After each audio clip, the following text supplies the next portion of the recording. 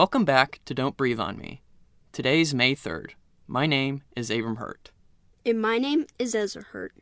We're two brothers in Brownsburg, Indiana, staying at home for the most part and keeping our social distance. Ezra, how many days has it been since you left the house? I haven't left the house in 53 days now. How's the quarantine beard? I'm on the 51st day, and I still don't have a beard. I kind of broke out of quarantine to help a friend move last week. It was kind of nice to get out and about a bit. So let's get started with an update over the coronavirus pandemic. Yep, the big news this week in Indiana is that Governor Eric Holcomb didn't extend the statewide stay-at-home order that has been in effect for the last 6 weeks. Holcomb also announced a 5-step plan that will gradually reopen the state's economy. Starting Monday, Stage 2 will begin in most counties. Restaurants can open for dining at half capacity, social gatherings can be held with up to 25 people, and religious services will be able to be held on May 8th. The state's goal is to have the 5th and final stage roll out on July 4th. At that point, large venues for festivals, fairs, concerts, and sporting events would reopen. Retail stores, malls, and restaurants would also be able to operate at full capacity. The state will move through the stages based on 4 factors: the number of hospitalized COVID-19 patients statewide, the surge capacity in hospitals, testing, and contact tracing. As of Friday, almost 19,000 Hoosiers had tested positive for the virus, and over 1,000 had died. From CDC data released Friday, over 1 million Americans have tested positive for the virus, and over 64,000 have lost their lives. So this week, we have a really awesome interview to share with you guys. We had the chance to set up a Zoom call with our family friend, Mark Collins, who's an emergency room doctor. Because it was a longer interview, we decided to break it up into 2 parts. So let's dive into part 1.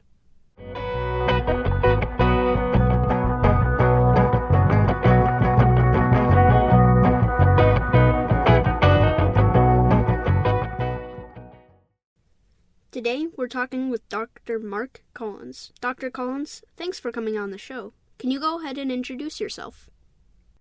Sure. I'm Dr. Collins, and I work in the emergency room. I've been doing that for almost 10 years now. All right, let's go ahead and hop right into the questions. What exactly is the coronavirus or COVID-19? How does it attack the body and spread?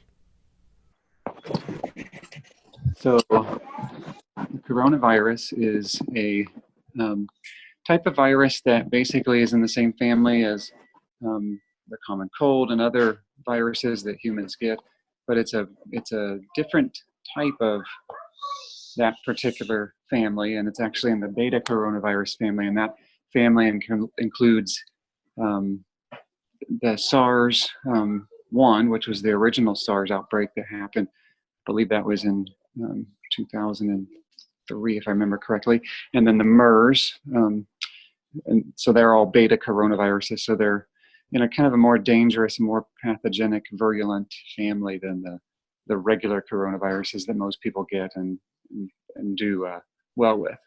The way they attack the body is through specifically this one, which is the SARS coronavirus 2, or aka COVID-19.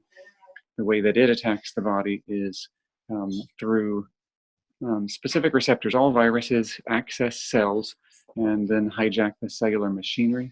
So what they do is they actually use your own cell's receptors, if they're a good virus, like one that can actually survive, and they get into the cell. And then this is an RNA virus. So what it does is it basically injects its RNA into the cell, and then the cellular machinery will start producing proteins from that. So the coronavirus that we're dealing with right now, which is SARS coronavirus 2 or COVID-19, basically uses a cellular receptor, which is the ACE2 receptor, and it accesses cells, and then once it's inside, it causes damage to those cells. But what actually causes more damage is the body's response to the virus. Most people that get severe symptoms are actually affected by their immune system's hyperreactivity to it and then trying to destroy it. and the reason why it causes symptoms in the places that it does, specifically the lungs, the GI tract, and other areas, has to do with where those receptors are predominantly located. So, for instance, if you look at the ACE2, which is the receptor that it uses, if you look at that receptor in the body, it's predominantly found in the lungs, and it can also be found in the GI tract, and it can also be found in other areas that the virus affects. So the virus can cause conjunctivitis, it can cause a whole lot of other symptoms. It can cause renal problems as well for people. So that receptor is in the kidneys. So anywhere where that receptor is located, the virus can attack and cause problems. So that was a long answer, but... No, thank you for that. That was really helpful. When did you start hearing about coronavirus cases abroad and in the U.S.? And what were some of your initial thoughts and concerns? Did you think it posed a threat at that time?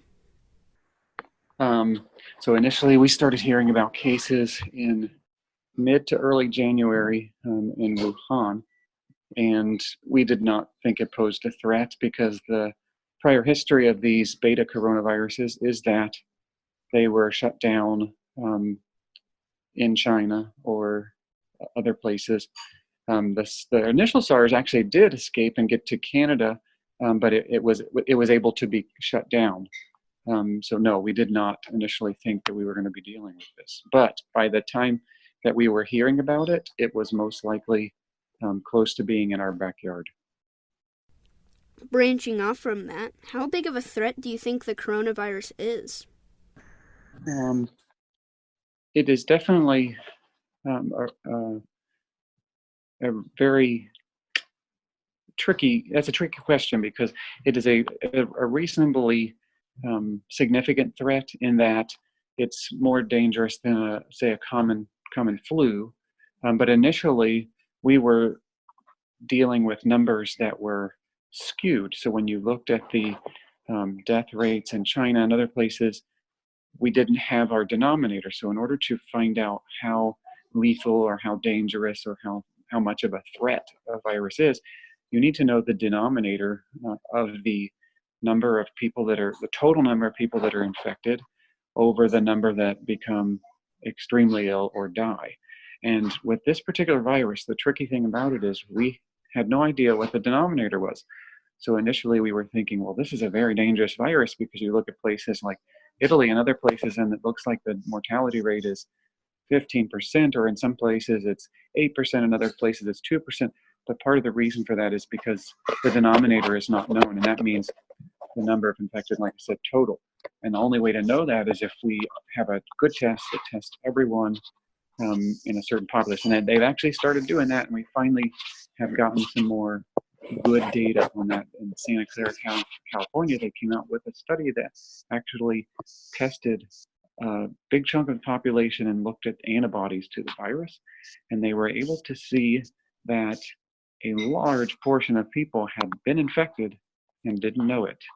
And so what that does is give us an idea of how much we should multiply our numbers by, specifically the denominator number. We were initially multiplying by 5 or 6. We were saying, well, if we have this many cases and this many deaths, we should probably multiply by 5 or 6 because that's about how many we suspect it could be. But they were saying that it's actually much larger than that, which makes the mortality rate much less. So what that does for your overall numbers, despite all of the deaths that we've heard reported and whatnot, is it lowers your percentage of mortality for this virus. So it is a threat. It's definitely a real threat, and it's probably a little more dangerous than standard flu, but it is not as big of a threat as we thought it was initially.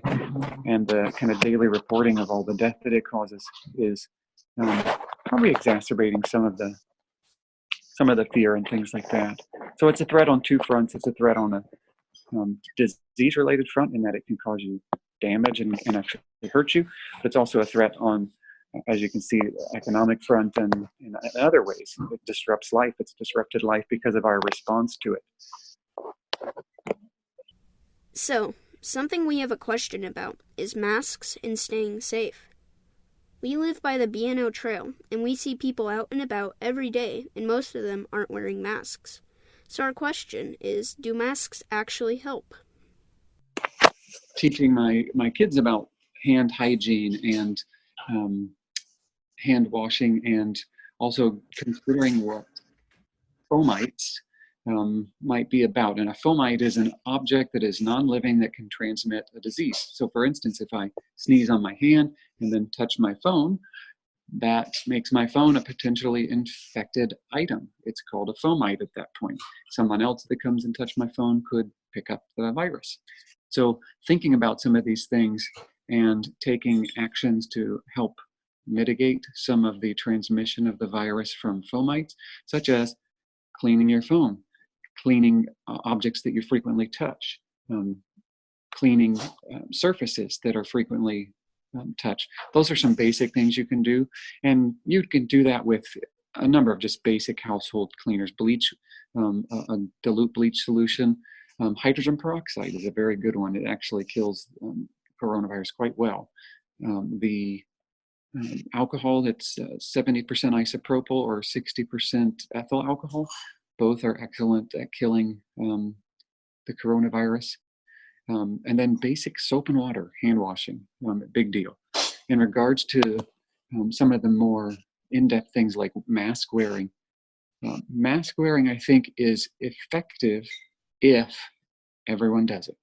So the problem is the masks that most people have access to, such as cloth mask or surgical mask, do not provide particulate filtration. So the mask that I wear in the hospital, if I'm going in to take care of a patient who has the virus, is an N95 or better. Sometimes I'll use a P100. And these masks will filter particulate matter, 95% of 3 micrometer particles, or 100% of it's a P100. And so they have a much better chance of actually filtering virus-containing particles. Now, this virus is 5, I believe the measurement was that I saw was either, I think it was 20 to 200 nanometers. So if you took just powdered dry virus particulate and you put it out in the air, these masks that even in the hospital that we wear would not filter it. But the virus usually is not found like that. It is found on particulates that people sneeze out or cough out or breathe out. And those particulates are moisture droplets or aerosols. And those aerosols are readily filtered by the N95 and the P100 masks that we use. But all that said, and to answer your question, the masks that are available to the public do not have this level of particulate filtration.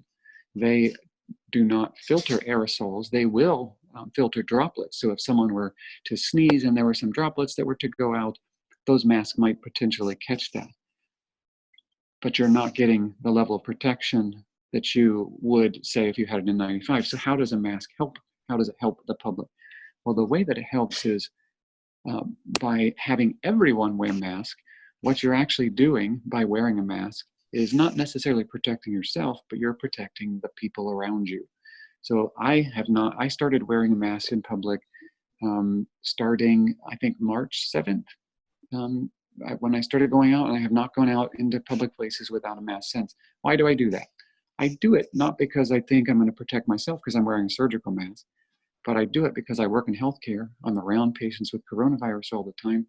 And if I can suppress the droplets and aerosols that I produce, then it would theoretically help those around me. And that's what a surgical mask and a mask does. And if everyone is doing that, then the aerosols and droplets are suppressed and the spread of the virus is mitigated. So masks, I think, are a good idea if everyone uses them. If not everyone is using them, it's kind of like the concept of herd immunity. If not everyone is immune, then some people suffer because of that. Something we've been interested in learning while interviewing people for the podcast is how this pandemic has altered their lives.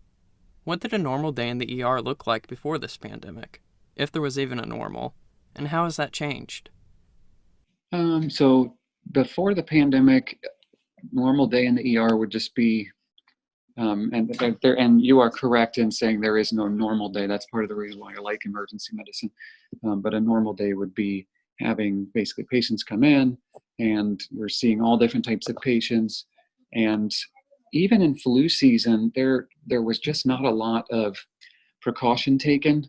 There have been studies that show that masking things can help mitigate flu and whatnot, but we just in most hospitals, people aren't into wearing masks and things, and we would just basically go about our business, and not really think a lot about aerosolized infection, except when things would come along, like when the Ebola crisis came and we had that. We set up some rooms and did training on that, but those are kind of few and far between. Most days, you're not thinking a lot about the potential for infecting other people or being infected by other people.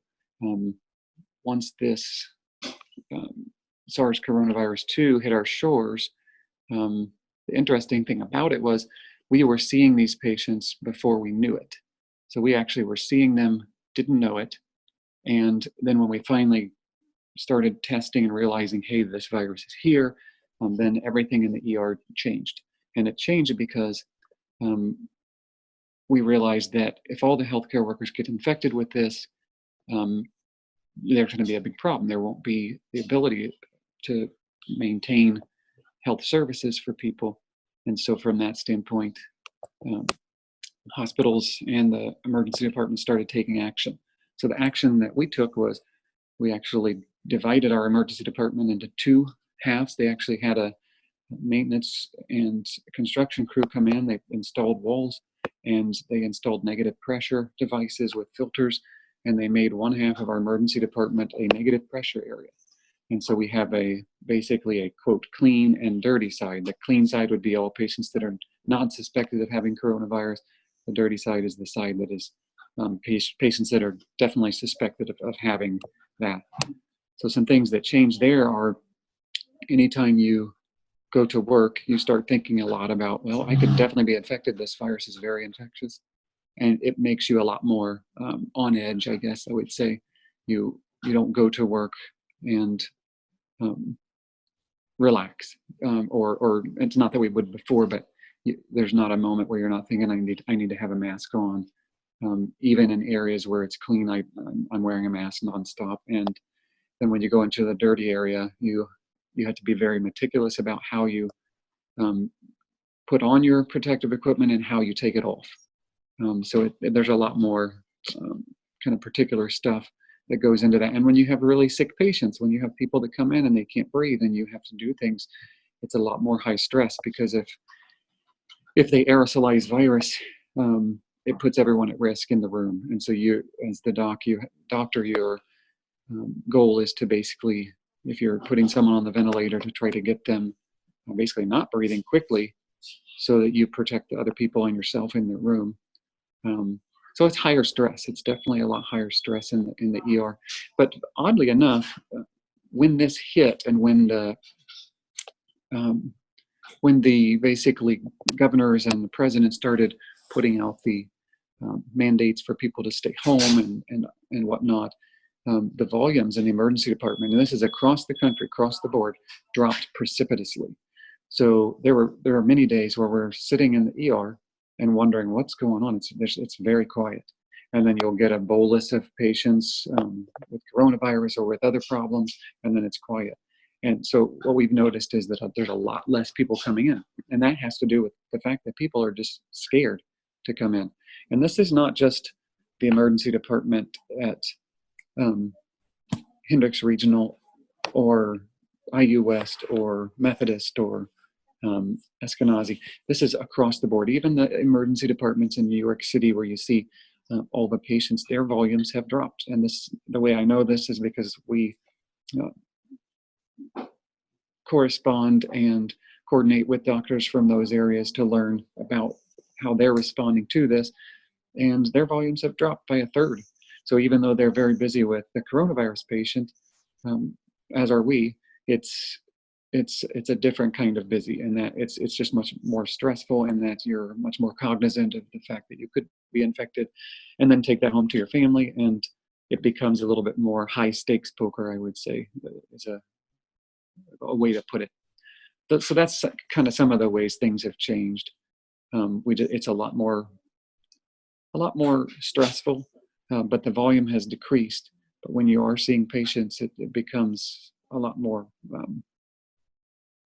not time consuming per se. Well, it is time consuming because you have to get your protective equipment on, but there's just a higher level of stress involved with it than there was before, when you would just go in and not worry so much about getting infected or whatnot. So Great, thank you for that. What do you think some of the effects of this pandemic will be on medical protocols and maybe even gear? yeah, I mean, we've already seen those, and it's it's going to cause probably quite a few changes. It already has. It's changed the way all of us live, but specifically in medicine, it's changed a lot of what we do in regards to how we approach patients. The problem with this particular virus is, like I said, it was here before we knew it. We were seeing patients with it before we knew it. So a lot of people ended up getting sick, or maybe got sick and didn't know it, because that's the sneaky part of this. But in regards to protocols, I think I think one of the things, and I was reading an article last night about this, is that I think medicine should probably take the forefront in the publicizing of these pandemics, as opposed to politicians. So that's one thing. So protocols. So I can talk about medical protocols, but I would say just in general, pandemics, they are better addressed, at least in regards to the public response to them and what we should be expected to do and what we can expect. They're better addressed by scientists and people at the CDC and others, as opposed to politicians. One thing that I've noticed, and that you've probably noticed, is you'll have a politician like President Trump or the governor of New York, and they're up there in front of the cameras and they're spouting all this stuff off. But the problem is they have different motivators than what a doctor or an epidemiologist would. And a lot of times in this pandemic specifically, there's been conflicts that have come up that have led to big problems, and specifically deaths, because the epidemiologists were calling a lot earlier for the measures that have been taken finally, and a lot of the politicians were kind of pushing back against that. So it's just interesting. I think some protocols that I hope will change in the future would be that we will have a more epidemiologic focus in regards to the public front of a pandemic. So we would want to see an epidemiologist and physicians and others consistently in the media telling people this is how we're going to respond and this is why. And the politicians should really take a back seat. That's one thing that I think should change, and hopefully will. In regards to medical protocols, we definitely will have more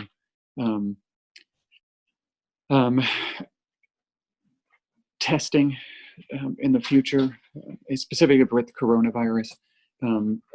As we open things back up, there's places now that are requiring people to be tested before they come into the hospital. So they're opening these surgery centers and whatnot back up. And so in order to make things safe, we're requiring now that people be tested. And there's some facilities that are requiring their doctors and nurses to be tested every day. They have these rapid tests. And so they put a sticker on them that says, I'm COVID free, before they go in to do surgeries.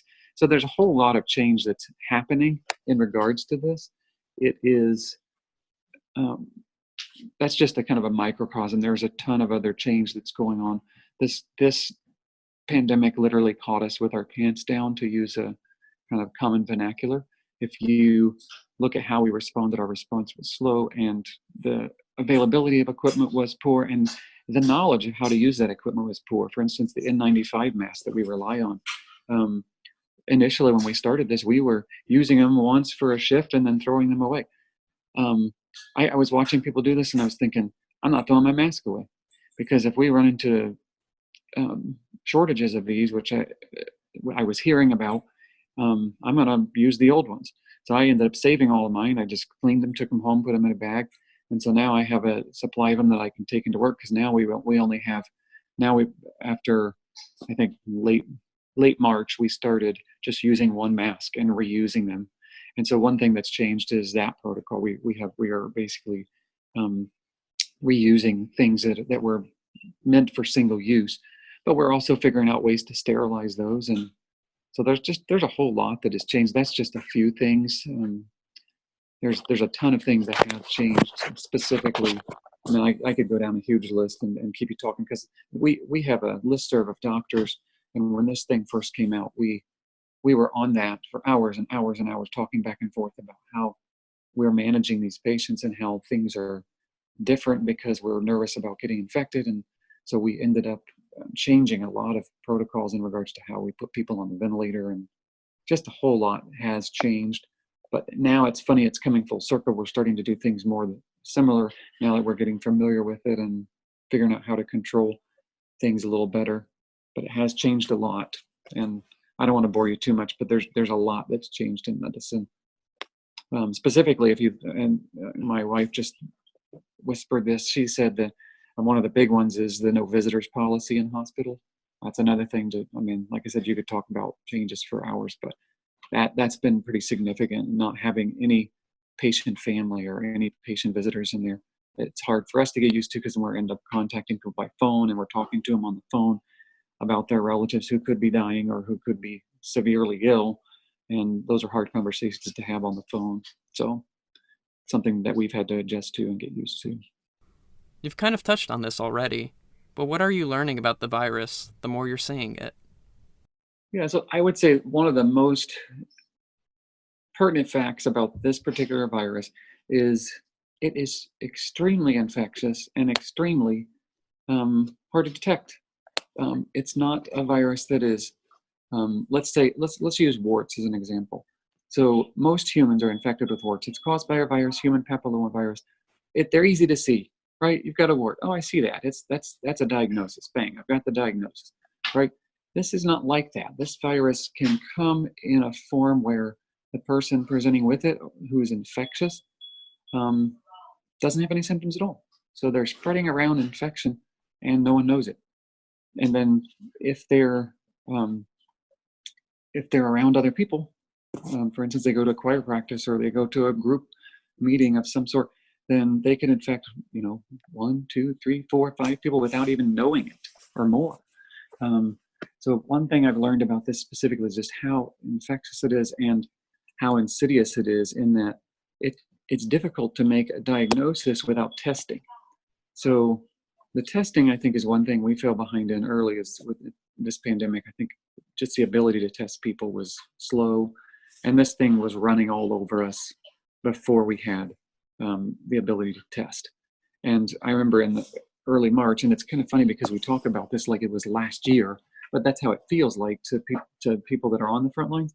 It feels like these months have almost been in slow motion. There's so much information, waves and waves of it coming at you, that you are overwhelmed sometimes. And so it feels like March was a year ago, but literally I remember initially trying to make this diagnosis clinically, and just I would read on cases from China and read on other places to try to pick up anything that I could that would tip me off, because what we knew was we did not have the correct numbers, and this virus was likely spreading asymptomatically. And so we started looking into that, and then looking at all the possible iterations of how it presents. So for instance, some people, I remember initially making diagnoses in people that presented with diarrhea, and they just felt bad. And in any other time of year, any other time of in my life in medicine, I would just say, well, that's just a GI virus most likely. But particularly, I had 2 people come in that I remember that had just odd symptoms, diarrhea. One had diarrhea, one had vomiting, but they both lived together, and they both just kind of felt bad. So we tested them.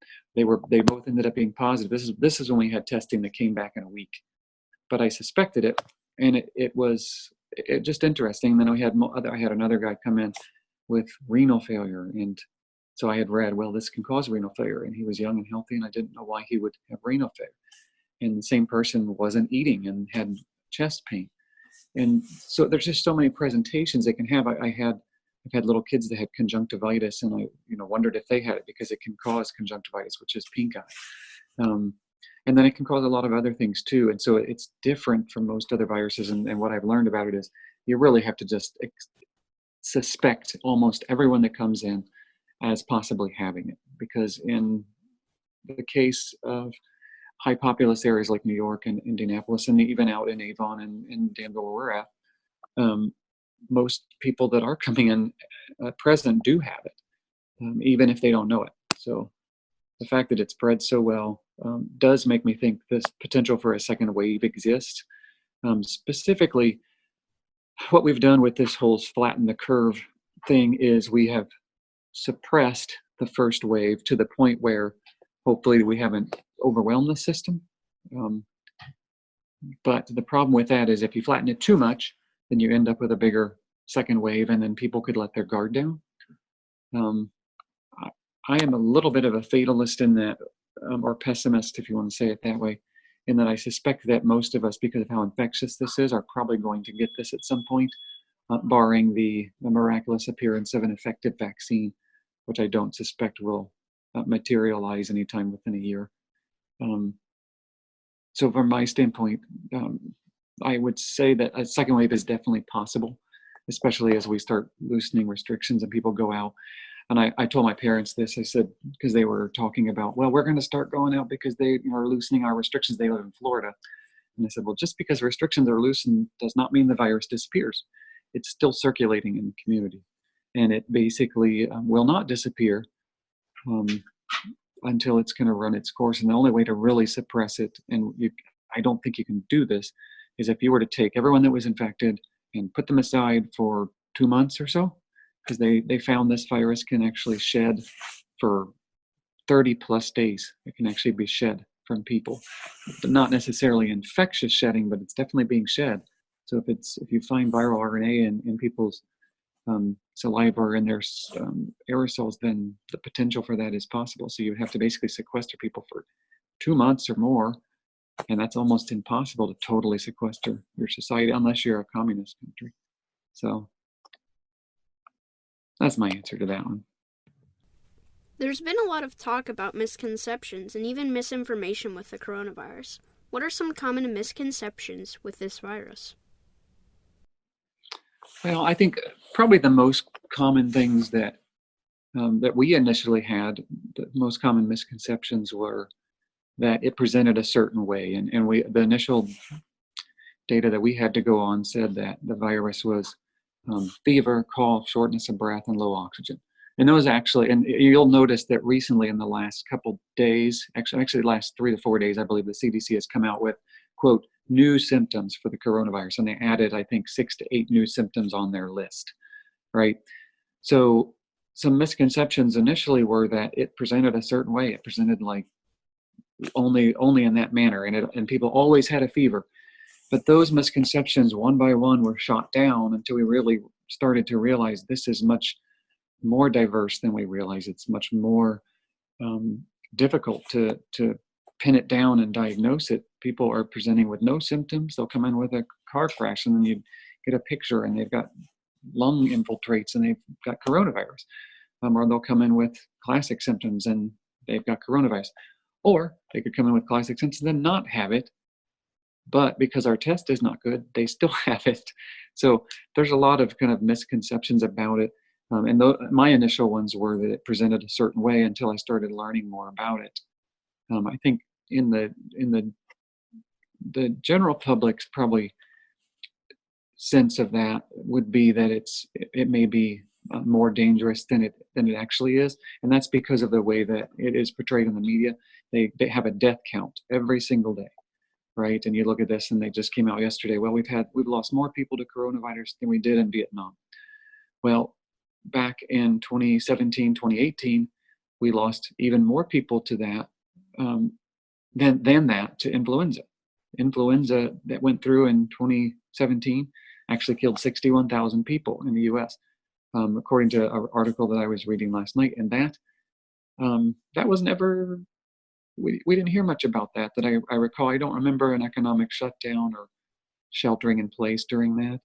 So I think there is a misconception that this is much more dangerous, but it is more dangerous than the general flu. So part of that misconception is not an actual misconception. It's a partial truth.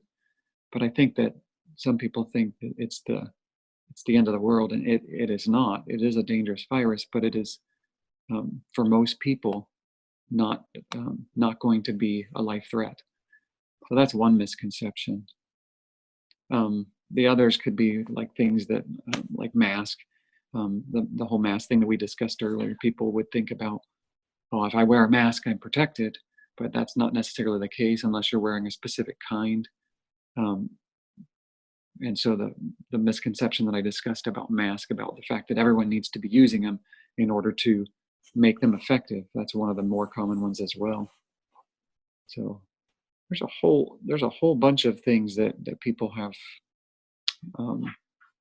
misconceptions about, I guess, in regards to this bug. The cleaning, initially people were freaking out about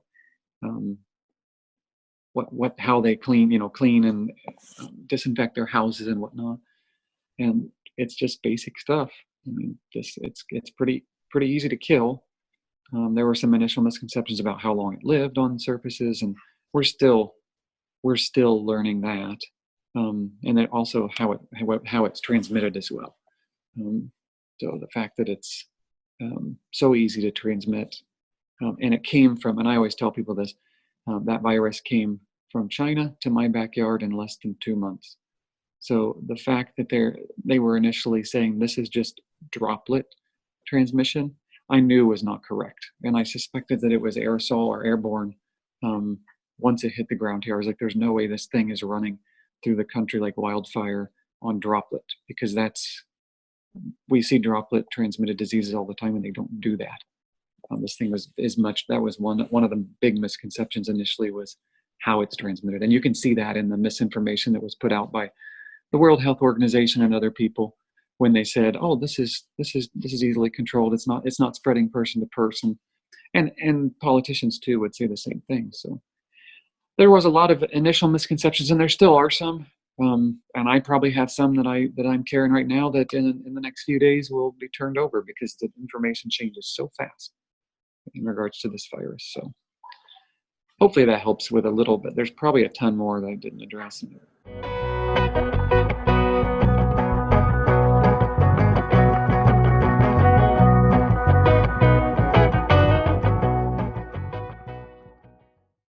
That's the first part of our interview with Dr. Collins. We really enjoyed that, and we hope you'll join us for part 2 of this episode, which will be released on Thursday. And we want to take a second to thank all those who are fighting on the front lines like Dr. Mark Collins. We'll post a couple links to a few stories and resources about Indiana's plan to reopen if you're interested in some additional reading. Again, if you have any thoughts, questions, or would like us to try to talk to an individual, you can send us a message on our Facebook page, Don't Breathe on Me. Thank you for joining us this week, and we hope you'll continue to listen to our future shows.